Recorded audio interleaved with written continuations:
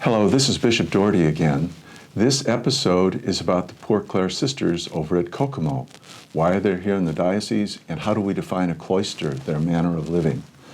So first of all, I want you to know that I'm very grateful that they're here in the diocese. They are truly a blessing to us and a reminder about several things. But let's take a look at their history first. This group of poor Clares is called the Poor Clare Collatines, or the Poor Clares of St. Colette. The Poor Clares were founded by Clare of Assisi in the year 1212. Their importance for us is that they are a very obvious and for us accessible reminder that we are totally dependent on God.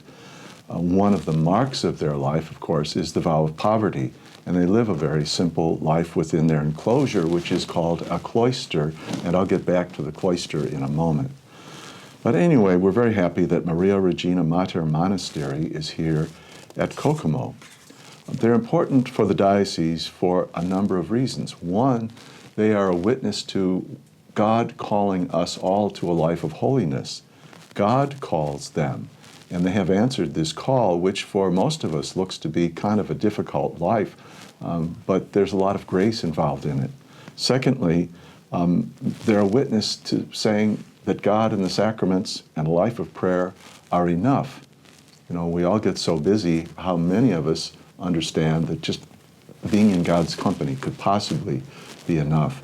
And something that's kind of unseen, but in most monasteries and convents of this type, they have their own cemetery on the grounds.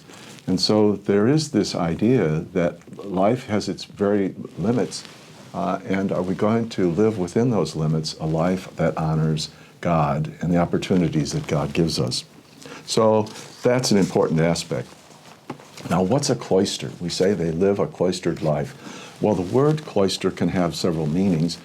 First of all, it can describe a type of medieval building.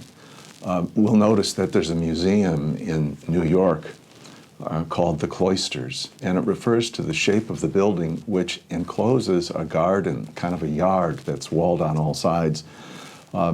It can also be a rule or a constitution. So if somebody says they're cloistered, it describes a certain way of living where people are enclosed and usually don't go out at all or go out very much. In the case of most cloisters these days, the people would leave only to go to the doctor or to go to the dentist, let's say. It's very strict. Here, they hardly ever would go out.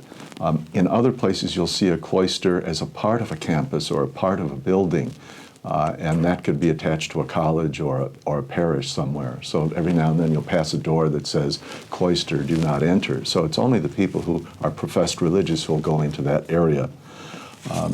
Now, a little bit of their history. If you want to know more about the Poor Clares, you have to read the life of St. Francis, something about St. Clare. You could go to the New Catholic Encyclopedia, the year 2000 edition. There are all kinds of histories that you might look at, but also there are some things online that are very good. And I hope the sisters don't mind my saying this, but I would ask a few of them at a formal visit, how did you discover the Poor Clares? And so they discovered this 700-year-old institution by going online, as they were looking for different vocation choices for a way to practice their faith. So there's that modern edge to this very ancient way of life, but it's one that we reverence greatly, and we're very thankful for their prayers and their presence here in our diocese. They remind us all that the life of holiness is the thing that Christ calls us all to. So thank you for listening.